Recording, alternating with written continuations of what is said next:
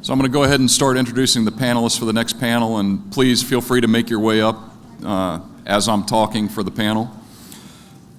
So first, this is going to be a panel focused on unique ways to attract top cyber talent, and the panelists are Karen Evans. Karen is the National Director for the U.S. Cyber Challenge, the nationwide talent search and skills development program focused specifically on the cyber workforce. She's also an independent consultant in the areas of leadership, management, and strategic use of IT. Also, we have Brian Loggins. Brian is the lead for the strategic planning for the cyber and intelligence business at Northrop Grumman Mission Systems, where he's responsible for long-range strategic plans and cyber initiatives across the company. And Girish, I hope I pronounced this correctly. I have Girish Seshagiri. Close enough? I'm in the right zip code? All right. Girish is Executive Vice President and Chief Technology Officer at Ishpi Information Technologies, a fast-growing provider of cybersecurity services to the Department of Defense and other civilian federal agencies. Next, we have Renee Brown-Small, President and founder of Cyberhuman Capital LLC, which has a combined 15 years experience with human resources and cybersecurity. And our moderator is Susan Fallon, who serves as Vice President of Global Strategy and Business Development for Monster Government Solutions, a business unit of Monster Worldwide, Inc. And let's give them a round of applause.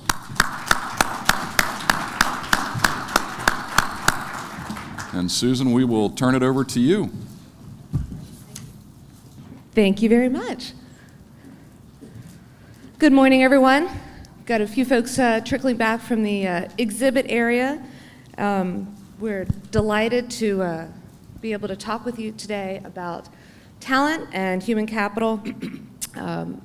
Monster is proud to be a partner with NVTC, and some of you may have seen earlier this year, my EVP, Steve Cooker, along with Bobby Kilberg, the president of NVTC, authored an op-ed really claiming the cyber capital region and the role that our community plays in securing America's interests as well as our digital assets. And every panel so far this morning, certainly our FBI colleagues last night that were speaking, talent is an absolutely critical asset in our campaign to fight and win the cyber wars. So I am really pleased to have a very distinguished panel today of practitioners, thought leaders, policymakers, and we're looking forward to having a great dialogue today, not only to tell you some assets and resources for how you can find cyber talent, but also innovative ways that some of our community members are addressing the gap. It's been mentioned a few times today, but I like data and I like numbers, and I think this crowd probably does too. 15% of our nation's job openings in cyber are in this region alone. Today we employ a little under 80,000 professionals, but have 44,000 job openings. Now, for those of you in the room that are directly employing cyber professionals, for those of you in the room that are helping to foster, provide services or help cultivate that talent pipeline, we know that gap is not shrinking. We're going to talk about some innovative ways to address that. But a recent stat that our friends at Department of Labor shared, by 2022, that deficit is going to grow to 1.8 million individuals that we're going to need for cyber talent. So it's no longer sufficient. I don't think anyone in the room here for their recruiting posts and pray anymore, right? There are so many digital and social assets. Monster has some phenomenal tools. Go by and see my colleagues in the exhibit area to learn some things that we can help you address that passive talent, those job seekers that are in the market today. But we need to do more than that. And we need to cultivate and grow this pipeline. So I'd like to open our panel discussion. Brian, with you, with Northrop Grumman.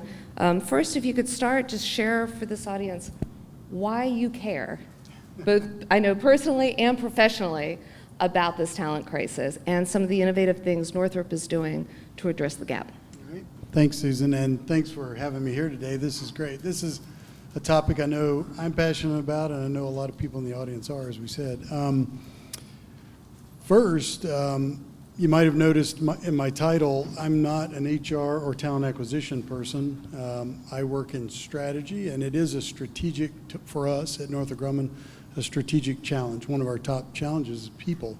So I've gotten involved from that standpoint. And then also become very passionate about how industry can get involved in helping grow talent. A lot of us believe we have to do that because we can't just sit around and wait for good talent and enough talent to walk in the door.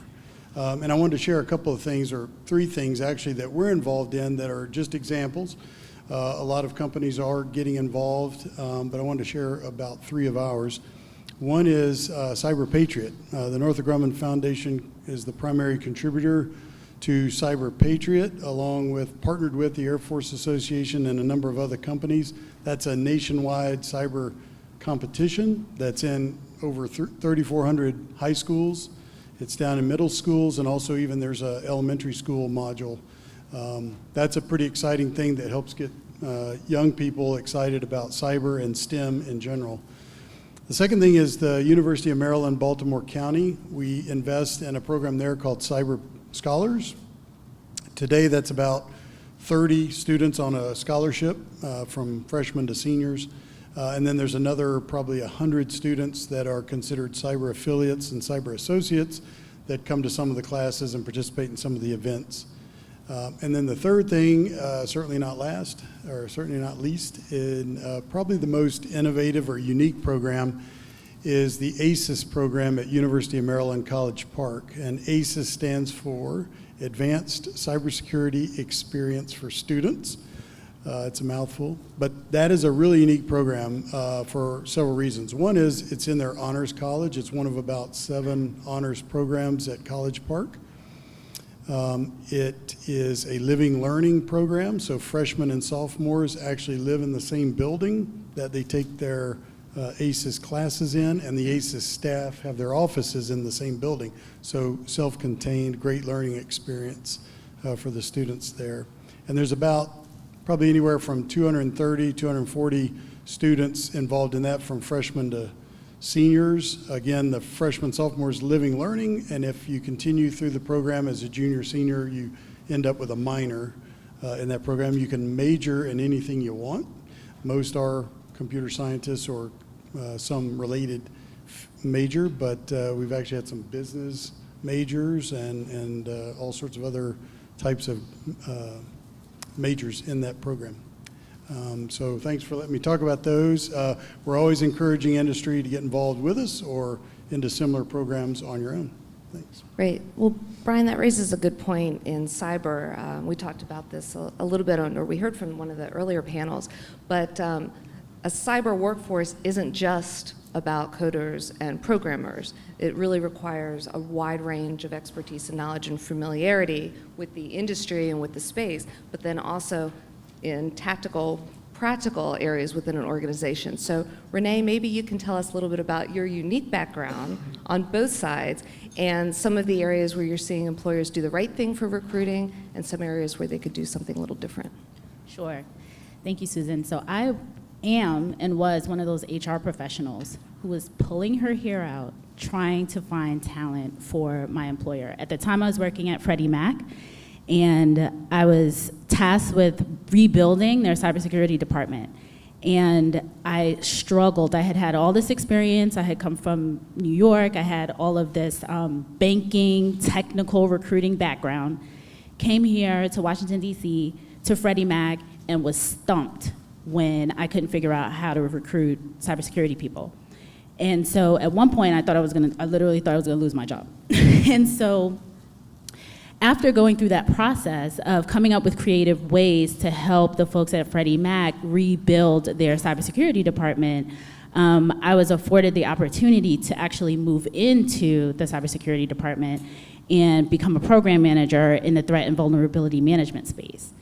And so that gave me a different perspective, obviously, as to why it was so difficult to A, recruit people, and B, what I thought was an even more a bigger challenge was the retention side of the house. So as I was sitting next to these professionals and hearing them, and they're coming to me as the kind of HR person, like, hey, tapping me on my shoulder, hey, if I were to leave and come back, or if this were to happen, or they would, get into these situations and they would come and tap me on the shoulder as the HR person, I started to kind of like get inside the psyche of what makes a cybersecurity professional tick. And that led me to continue on, and that's why I'm so passionate about bringing in talent and working on talent, companies actually growing their talent from within. So one of the things that I see my clients do really well is, especially when they're looking at experienced hires, is we all realize that there's just not enough talent out there, experienced talent out there to date. One of the really great things that they do is they look at the talent that is within the company, and a lot of the talent within the company tends to, they already know your culture, especially if you're in a larger organization. You have folks that have been there for years. They understand the culture. They're happy employees. They want to stay. They want to help. And they also are thinking about how to get into this hot new field of cybersecurity. So you might have people in your accounting department or in your procurement department and all these different areas within your company, and they're pinging people like me on LinkedIn saying, how do I get in? How do I make that transition? They have experience. They don't understand how to transfer their skills over. So some of the more innovative things that companies are doing that I'm seeing is they're looking at these experienced professionals, they're hiring from within, doing career fairs within their organizations, looking to find people who are already there, who have the aptitude that can move into the cybersecurity arena. As we all know, it's not only coding, developing the hard technical skills, there's tons of soft skills that are needed, there's tons of other skills that are needed in security. And so they're helping them make the transition into the cybersecurity department. Fantastic. So another way both to grow from within, but also to tap into portions of our workforce and emerging workforce that are perhaps not necessarily in traditional four-year institutions, really see opportunity of apprenticeships. So Girish, we're delighted you're here today, an engineer by training, business executive, CEO, and tell us a little bit about how your Ishpi has come to use apprenticeships, and particularly in the cyber area. Sure, thank you. Can you hear me okay? Is this on? Right, okay.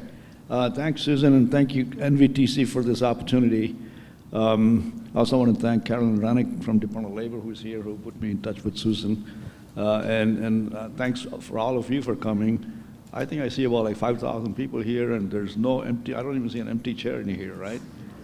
They said you can get away with that kind of stuff in this town. Anyway, one of the reasons why we were looking at this apprenticeship, or what's called the dual model, is that we were faced with this skill shortage in central Illinois, in a place called Peoria, and we were trying to hire programmers, and we couldn't find them.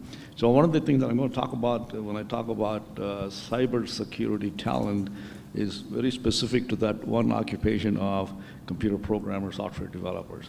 It also turns out that, and I think the earlier panel kind of alluded to that 90% of the cyber attacks are coming from exploiting defects in the software. So most of the problem for us seems to be in the application layer, and yet most of our cybersecurity spend is going towards the other part of it, which is the threat detection and things like that. So we also recognize that we need to be moving towards threat prevention as opposed to threat detection. So we were looking for, and then what we found out was that part of the problem was that the universities and the colleges were not teaching this whole thing about security in their programs, computer science or software engineering and things like that.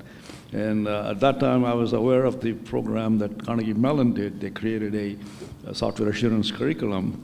And so we thought one thing we could do is, and all the other societal problems that we're having about not having enough middle-class jobs being created and people acquiring a lot of debt. The student debt is like $1.3 trillion. The average college graduate now has $40,000 debt.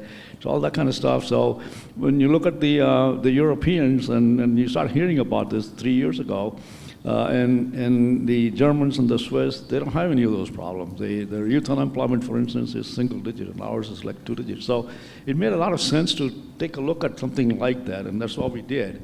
And so we created this dual model in Peoria, Illinois. We called it we're calling it the Community Initiative Center of Excellence for Secure Software, CICESS, or Success as we pronounce it.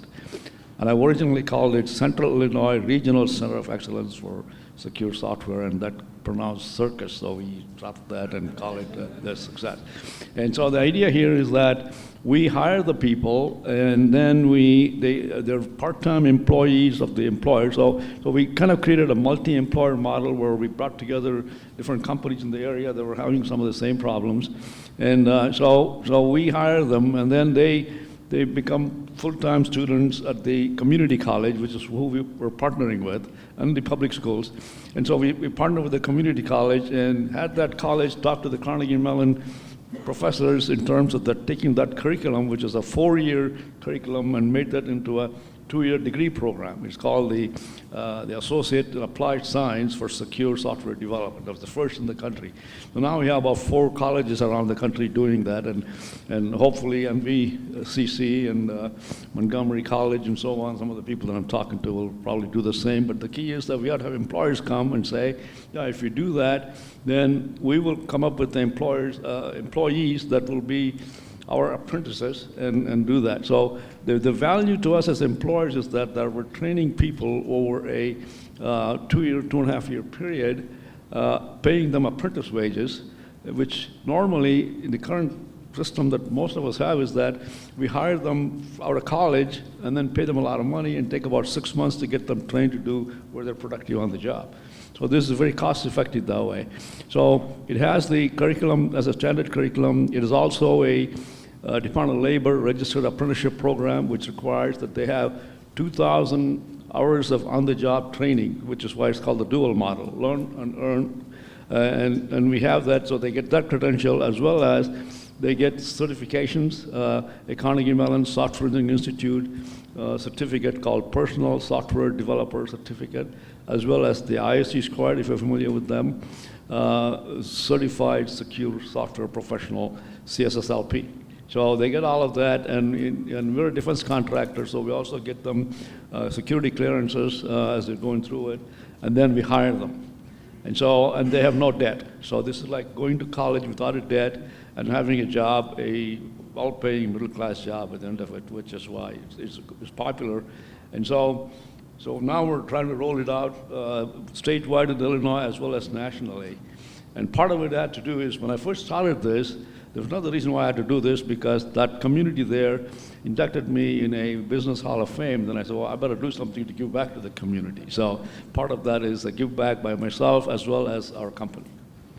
So if we can take that same Business Hall of Fame nomination and bring that to our region, Girish, what are some of the resources that are available to our employers and our education community here that we could leverage to start to set up a similar circus, right? A different kind of circus in our nation's capital? Well, excellent question. I think it's amazing when I started looking at it as to what's out there that we could find. For instance, the Department of Labor people, and they have a major initiative going in terms of apprenticeship. And I think Carolyn, you can talk to her at the end of it. They'll give you the kinds of resources that you need to have to put a program like that in place. Now, Carnegie Mellon University Software Engineering Institute professor, a good friend of mine, Dr. Nancy Mead, she's available to work with the community colleges that want to do this, to take a look at their current computer science offering that they have, and advise them in terms of what kinds of security topics should be introduced into many of those courses, as well as some elective courses about assured software engineering and things of that nature that should be there. That's out there. And I think what I would encourage is any employer wants to do it, if you're large enough, you can do one yourself, where you can have a cohort of 10, 12 people a year. But if you're not, if you're smaller, if you can, in the community, get them together and other stakeholders, and then start this, so you get assistance from Department of Labor. The other one is the National Institutes of Standards and Technology, NIST. And they have a whole cybersecurity workforce framework, which has defined dozens of occupations in cybersecurity in terms of the knowledge, the skills, the abilities, the KSAs that are needed. So they would be helpful. And I was there last week in Dayton with they have a whole initiative called the National Initiative for Cybersecurity Education, NICE, and they put on annual conferences. So I was there last week with one of our apprentices talking about his personal experience. At the end of it, nobody paid attention to what I said. They were all blown away by what he said, and he was like a superstar there. So I think those kinds of things are available there, and there are chambers of commerce, like the German Chamber of Commerce can talk about the German model.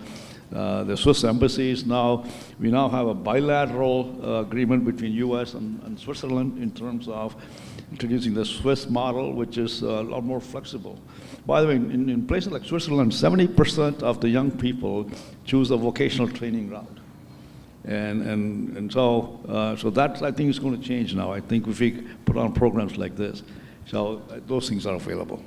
Right. Well, may take a little while culturally in the U.S. to go so directly into vocational training, but clearly private-public partnerships are what are driving so many of these innovations, which is a great segue into Karen, to invite you to talk a little bit about your background and expertise as a policymaker, as a cyber leader, and now directing cyber complex in the U.S. cyber competitions.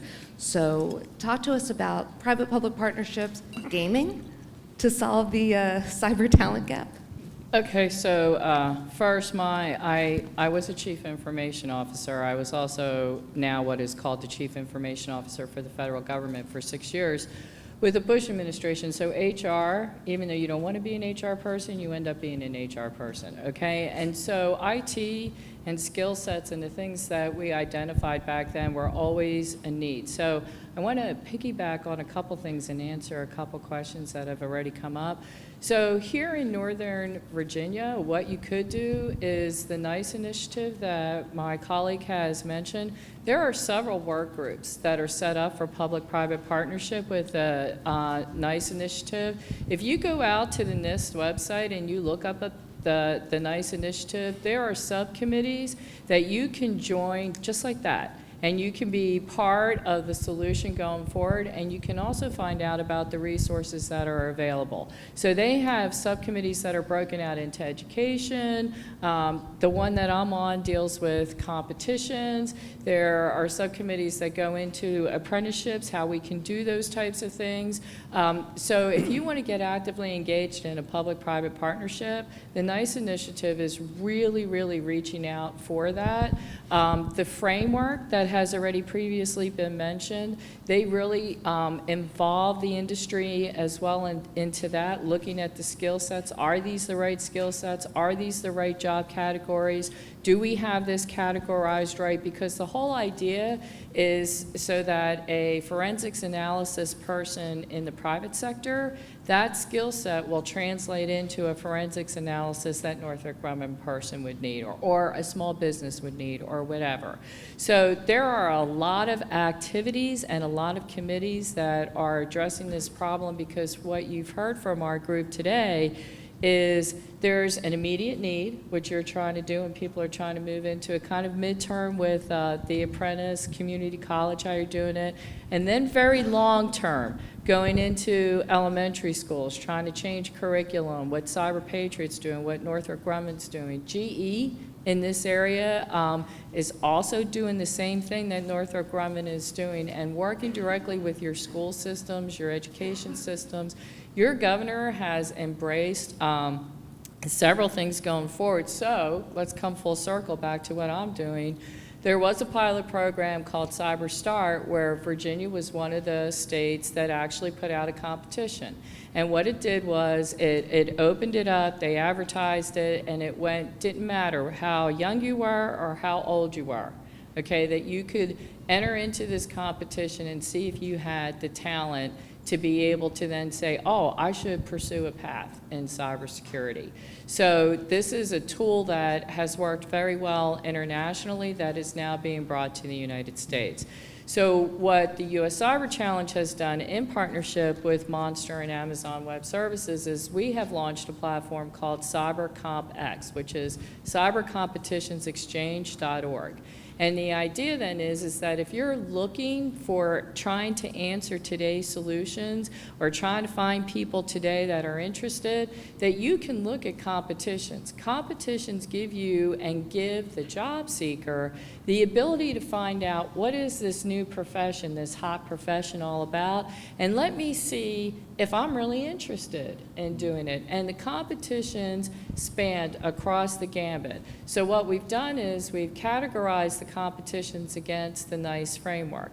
So if you're looking for people, a lot of people, especially in industry, are not looking for policy people, but government does look for policy people. There is competitions. There is a competition, a really big competition in Washington, D.C. that's very focused on policy development. They bring in former White House officials. The team has to deal with a very live threat that's happening. They go through the scenario, they do a bunch of different things, and then they have to recommend policies that they would give to the President of the United States of how to handle the situation, whether it's economic, whether you're going to go to war, whether you're going to do it, you know, how Department of Defense is going to respond to that. So with competitions, there are a lot of different ways that you can test things. And so we have those all mapped out, so you can join cybercompx.org. You don't have to be a job seeker. You don't have to be an employer to be on there. We have developed a whole series of tools below that so that you can use competitions in a way that helps you replace workforce experience. One thing that the government really does is say, hey, you have to have a 4-year degree, 10 years of experience in the field, 50 bazillion certifications. Well, okay, so that's not necessarily going to get the high school kid that just has figured out the neatest way to break into Northrop Grumman, right? And so that's going to preclude them from applying for a job. So what you're seeing is competitions are really trying to bypass some of those traditional ways. Probably the best place where you've seen competitions work out really well are Hack the Pentagon, where they put up the websites. And the issues that they had to work through were policy issues and cultural issues. It was not a technical issue in order to find out what was the information, where were the vulnerabilities, and then how do we mitigate those vulnerabilities. So competitions can be used for a lot of different things. We're trying to show people how you can use competitions in multiple ways in order to really get to the resources that you need today, while some of these longer term issues like changing the curriculum and getting an apprenticeship program and getting the community colleges and getting the funding aligned. Virginia, again, you have a lot of centers of academic excellence here where your community colleges are designated as centers of academic excellence, where your colleges are designated as that. So they get the scholarship monies. They get the research. They have gone through that. Does it have to evolve? Yes. But Virginia has a real concentration of a lot of those resources where you're leading the way. So a lot of these graduates, you kind of want to snatch them up. And I wouldn't come without statistics following on yours. So cyberseek.org is another thing that DHS has put out. So you can look to see across the board all the vacancies in the United States, okay? So from the United States today, when I went on there, there's 285,681 vacancies in cybersecurity jobs. The breakout is 12,100 in public sector, 273,581 private sector. In Virginia, the breakout for private sector vacancies is 31,316. This map now, if you're looking for a job, you can actually drill down now into metropolitan areas. So I looked up Lynchburg, Virginia, okay? and it's on the map. There are 111 cyber vacancies in Lynchburg, Virginia. So you can really map out what you want to do with all of these tools. The idea is to be able to find them, and that's what we're trying to do in partnership with Monster and Amazon Web Services, is bring them together in one location so that you can then say, oh, I want to go this way or I want to go that way, so that you don't have to know what we know up here, and that you can just say, hey, I want to participate in a competition. Thanks, Karen. And tagging on that, I would be remiss if I also didn't remind the audience here of a corollary resource that NVTC offers for all of our members, which is through our Veteran Employment Initiative.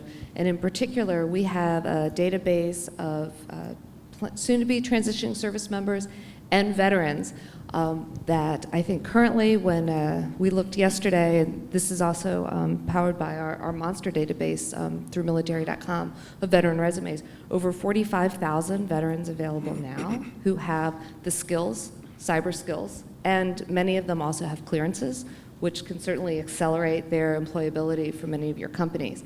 I don't know if Steve Jordan from MVTC is here today too, another one of our Lifeline. There he is, Steve, in the audience. Please see him, understand how you can leverage veterans in particular for these resources. A lot of great programs, many options, whether you're an enterprise organization or a small business. But for all of us, there are costs, right? Time, effort. And I'd like to circle back to you, Brian, and then we can, the rest of the panels can weigh in as well. ROI.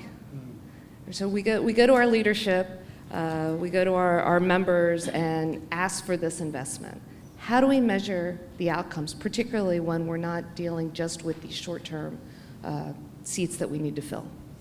Yep, thanks, Susan. So that's a great question. I get asked that a lot when we're talking about some of these programs we're investing in. And we're fortunate at Northrop Grumman to have senior leadership that understands this is a strategic long-term investment, and there are no short-term gains necessarily by doing this, but it's the right thing to do, and they understand that. And actually, our foundation, where the funding comes from for these programs, they do not expect a direct return on investment. That's not what they're about. They contribute to other things, charities and other programs, as you might imagine, and don't expect a direct return on investment. Now, that said, those of us in the operating units and in strategy, for example, we looked at those programs and said, well, why don't we work with those students, talk to those students, and get involved? And that's what we've done, and that's why I'm here today. I've helped start some programs where each semester we put on some events with the students in these programs I mentioned. It might be simple, pizza one day and just some people from Northrop Grumman to go talk to them and chat with them, to we've had classes, resume training, speaker dinners, and all sorts of things. And it's a blast for those of us at Northrop Grumman to get involved with the students. And then we get the students excited about not only maybe coming to Northrop Grumman, but coming into the industry and actually staying in cyber, staying in the programs, because we found a lot of students that get into it that start thinking, man, maybe I'll do something else. So I think when industry gets involved, it's a lot more exciting for the students and helping them out. And as a result, there is a little bit of return on investment. We've increased the number of students that we get from these programs. By the way, I mentioned the ACES program, cream of the crop. As I said, it's an honors program.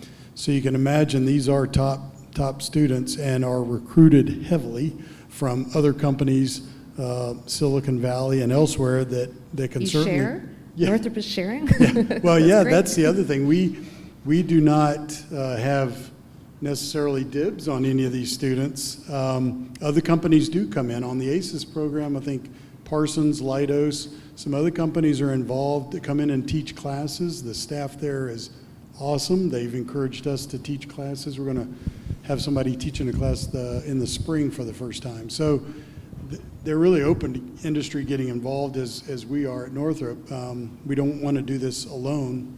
By the way, I'm probably getting off track, but it won't scale. If it's just Northrop Grumman or a few of us companies investing, then it won't scale. I mean, all of industry's got to get involved.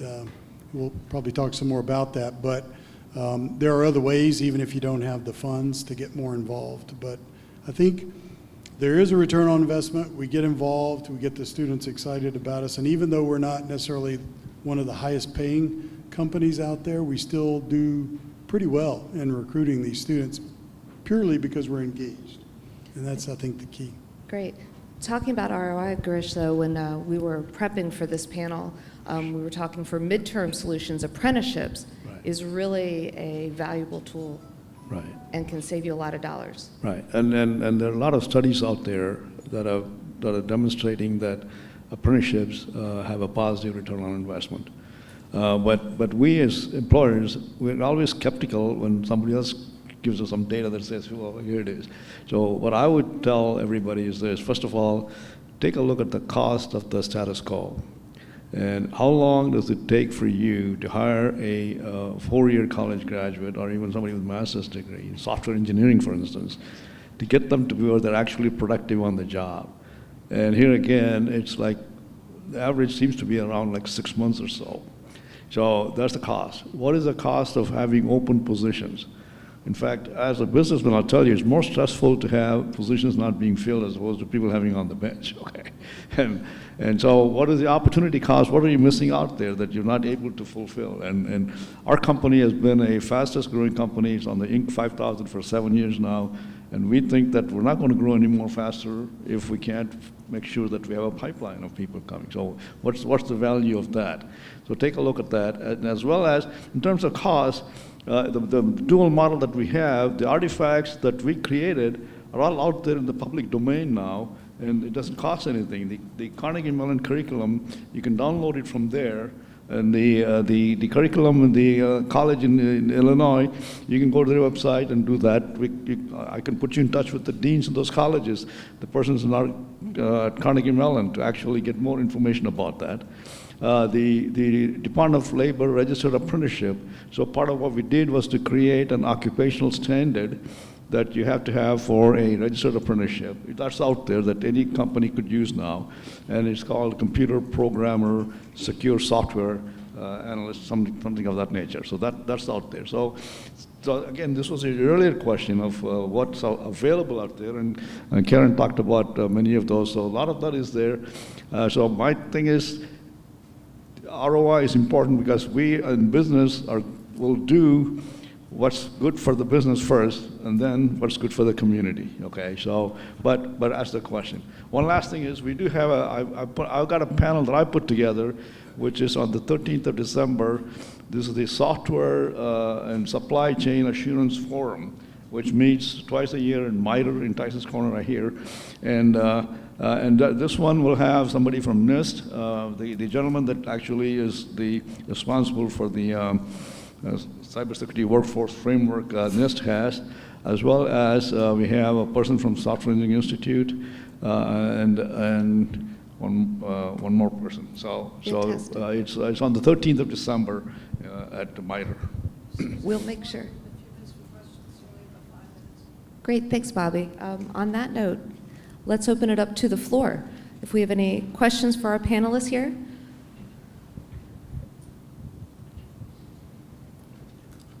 Sir. Thank you. Gunther Gokenauer here.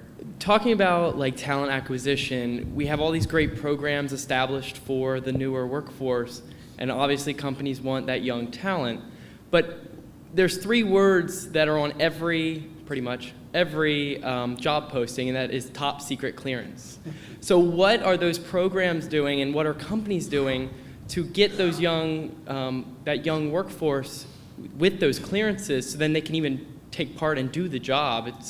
It comes down to having that ability. Sure. Okay, Karen? so that is an issue, and if you come in through some of these other programs like the apprenticeships or the CAE programs, a lot of those programs have labs as part of your actual work that you do. So while you're in college, for example, or at a community college, NSA actually starts that clearance process while you're there, okay?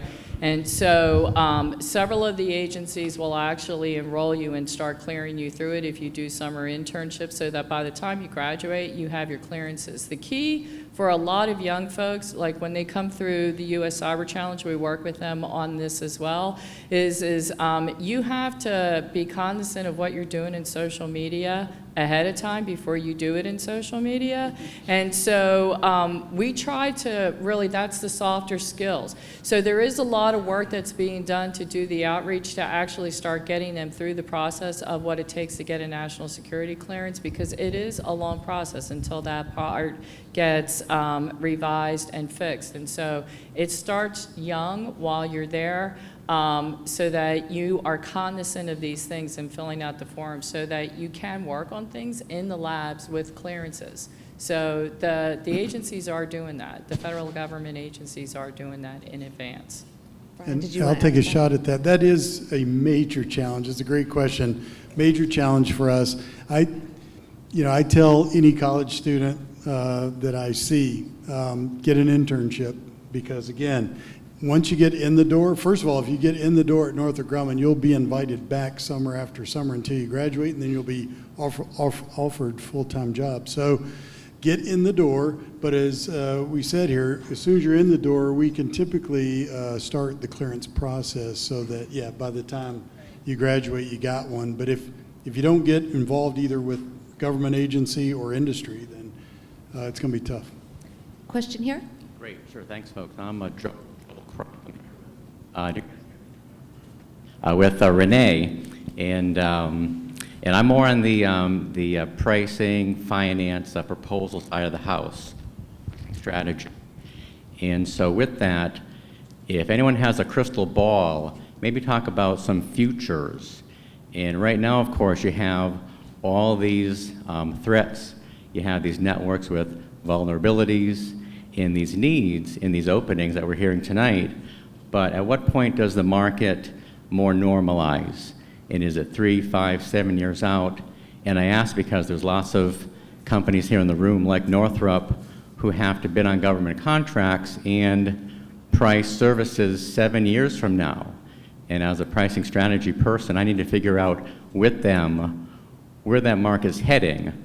And for the resource who, that junior mid-level analyst making $100,000 today, is he making 140 in 2 years and then 125 years from now? It's all based on where the market's going, and will the resources and companies supporting catch up, and if so, when?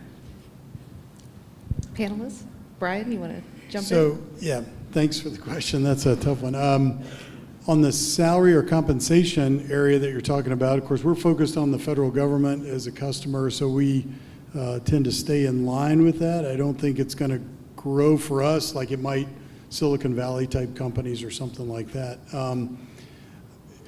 But we are concerned. We wish we did have that crystal ball, because we've got a lot of potential growth opportunities in the business, but we're seeing that gap between the available talent. And that's why we're trying to do what we can. We're trying to encourage the rest of the industry to get involved, because we can't sit around and expect that the amount of talent we need is just going to show up, because it's not. And there is going to be a gap there for a while, I think.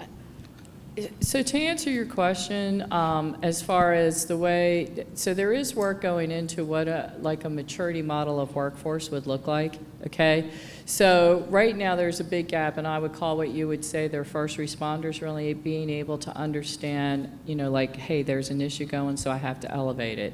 I think you will see the market kind of level off, where you'll need a higher set of skill sets that are the more premium set of skill sets that are actually looking at being more proactive, threat vector types of things, that what I would call, if you've made it on a scale from 1 to 10, that are like 6 and up. Right now, the whole world is reacting to 1 through 10. I think 5 years from now, you'll have a lot of the 1s through 5s that are currently employed. Then you will be growing them your own so that they can become 6 through 10s. And so the whole supply chain to deal with those skill sets are trying to build all of those pieces simultaneously right now, and that's why you're having a hard time. But I think until you get that first wave of people really understanding what they're seeing so that they can elevate it and do the triage, you're not going to see it level off until people really understand that first wave. And then I think technology, right? I mean, we've got to try to reduce the people need to even up the gap. Okay, and I think on that note, do we have time for one more question, Bobby? One more question? Well, no? Okay, clearly, one more here? Jim West, I've coached, mentor, trained military folks transitioning to the commercial civilian sector of my career. And earlier we talked about cloud security. A lot of businesses moving into cloud, looking at common control providers, innovation from industry as well, giving enhanced security controls, and a lot of convergence of security as well. A lot of STEM initiatives, a lot of apprenticeship programs, and all these initiatives to get talent grown. Is there a concern about an overlapping of that talent, let's say in like 5-10 years, with all of these initiatives to grow the talent pool, and with technology providing more and more security convergence, that we'll have an actual oversupply of talent?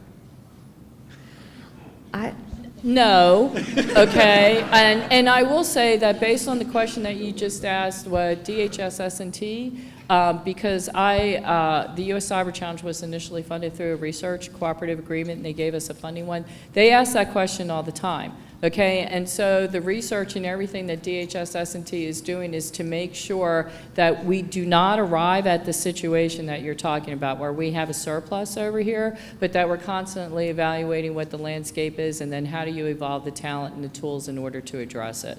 And I that as a concern, because you have countries like Estonia that's starting program developers at first, second grade. Yeah. So they're growing generations of developers, programmers, and security-focused people.